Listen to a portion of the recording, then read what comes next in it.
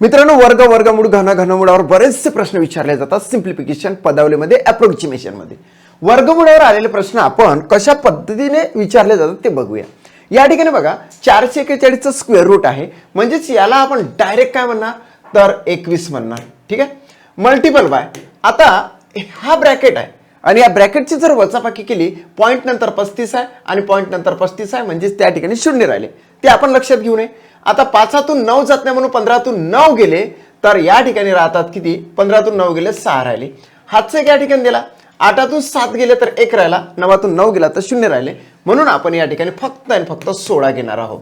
काय घेणार, 16. बरोबर. या ठिकाणी अंडर रूट मध्ये x आहे प्लस 305 आहे.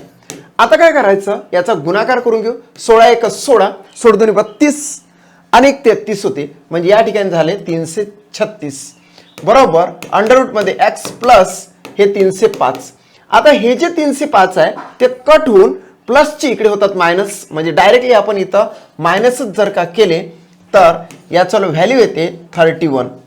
आता ॲट लास्ट मध्ये अंडर रूट मध्ये x इज इक्वल टू 31 झालं.